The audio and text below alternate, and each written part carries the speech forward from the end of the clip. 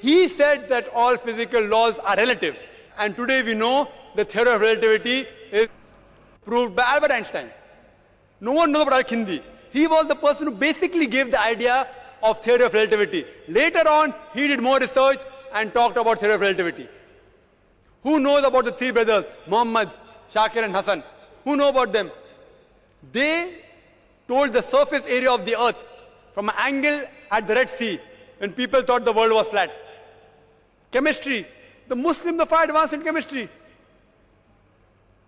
Ibn Hayyan, Jabir ibn Hayyan, they have Latinized the word Geber. So when we read in our textbook Geber, we think it's an European. It's a Muslim. Jabir ibn Hayyan. We know Geber, we don't know who's Jabir. He is the person who distilled alcohol. Alcohol comes from the Arabic word al-ghul, meaning ghost, evil spirit. Alkali is an Arabic word. He wrote 2,000 different pages only on chemistry. Muhammad Zakaria Razi, he was famous in medicine. He was authority on the field of smallpox and measles. He was the first person who used mercury ointment. He wrote books on children's disease. There are several Muslim scientists. Ali ibn Abbas, he wrote 20 volumes on medicine. Ali ibn Sina, known as Avicenna. Avicenna, it doesn't sound Muslim. Ali ibn Sina are Muslim. Avicenna not Muslim. Who got the title of Aristotle of the East. He wrote the book Qanun, which was referred as a textbook of medicine till as late as 17th century. Who knows Ibn Zuhur? He was the person after Alexander who did research on parasitology. He described the H. mite, the pericarditis, he described the otitis media, he did tracheostomy. Several medical doctors, Al-Zaharvi. Al-Zaharvi was a famous dentist as well as surgeon as well as obstetrician. He invented several instruments of surgery, gynecology, as well as dentistry. We all of us know the other thing, but the media is in the hands of the Westerners. The Muslims are far advanced. But I do agree with you. Today, the Muslims are getting backward in science. You know why? The Europeans are being advanced. You know why? The Muslims are becoming backward because we are going away from the Holy Quran. We are going away from the religion. And do you know why the Europeans are getting advanced? They too are going away from the religion. The Europeans are also getting advanced because even they are going away from the religion. The Muslims, we are going backward because they are going away from religion. I would request the Muslim brothers and sisters out here, as well as non-Muslims, they are people reading the Quran. Why don't we read the Quran with understanding? Why don't we ponder over the verses? We have only kept the Quran kissing and giving on top, that's all. The Quran was not meant only to be kissed and kept on top. It should be implemented in your daily life. If you implement the Quran in your daily life, read with understanding, inshallah, again, we will be on top of the world. Hope that answers the question.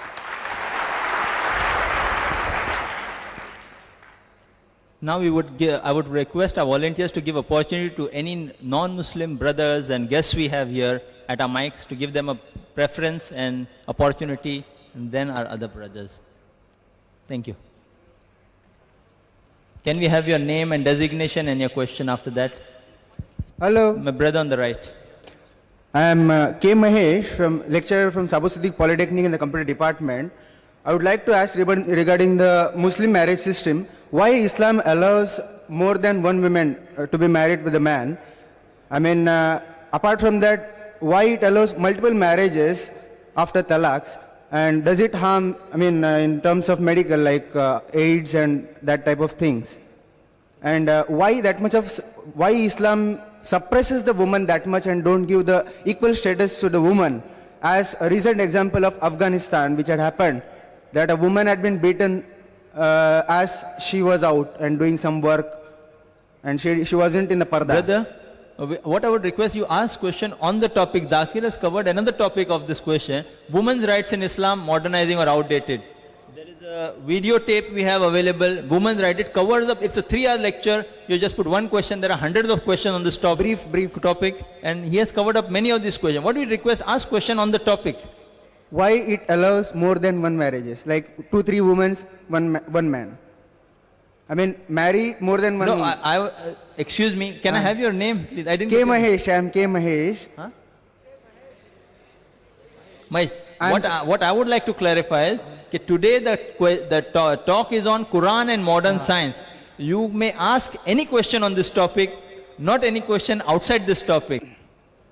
I would request that if the chairperson gives me opportunity, since it's a non-Muslim asking a question, if the chairperson gives the opportunity, we will make only this as the first exception. Okay, we'll allow this, but let's not make it a habit. Since the person is not ready to leave the mic, he may think that we may not know the answer. Brothers, we have this rule so that all the questions on the topic are covered.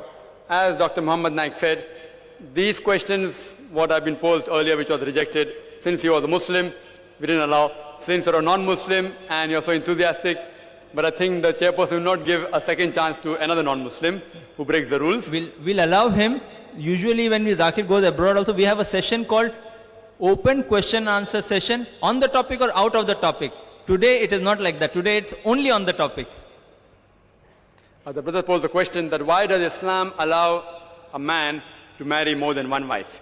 For remaining questions, all your questions answered in that cassette, even this. But since you asked here, I'm just giving the reply.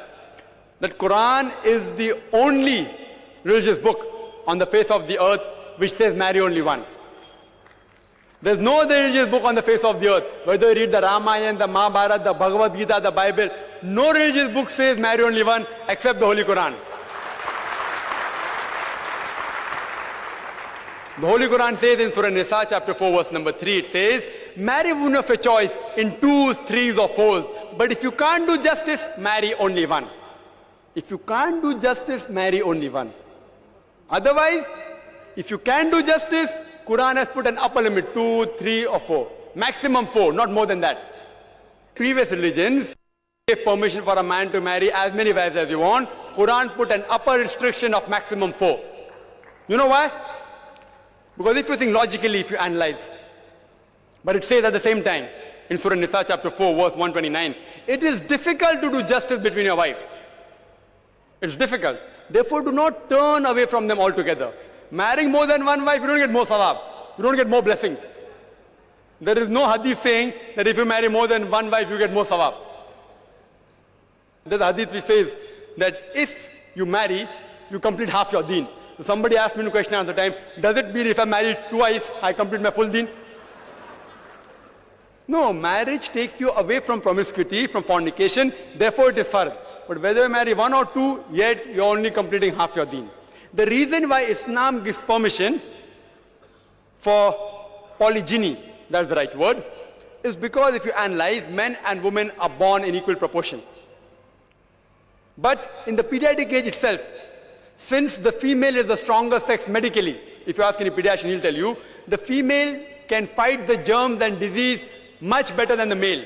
So more female children live than the male children. There are more deaths in the male children than female children. When you grow up, there are accidents, death due to cigarette smoking, death due to war. More male die than female. War in Afghanistan. Do you know more than 1 million people died? Mainly they were gents. Whatever it is, whatever you said. More men die than female. If you analyze the statistics, India is one of the few countries in which there is more male than female. You know why? Because of female infanticide. Every day, 3,000 fetuses are being aborted when they identified that they are females. More than 1 million aborted every year in India on being identified they are female. That's the reason.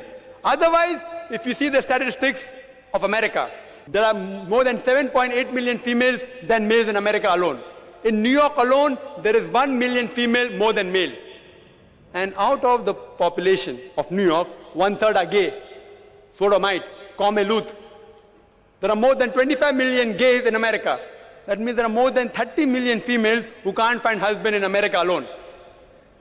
In UK alone, there are 4 million females more than male. In Germany alone, 5 million females more than male. In Russia alone, 7 million females more than male. And Allah subhanahu wa ta'ala alone knows there are how many million females more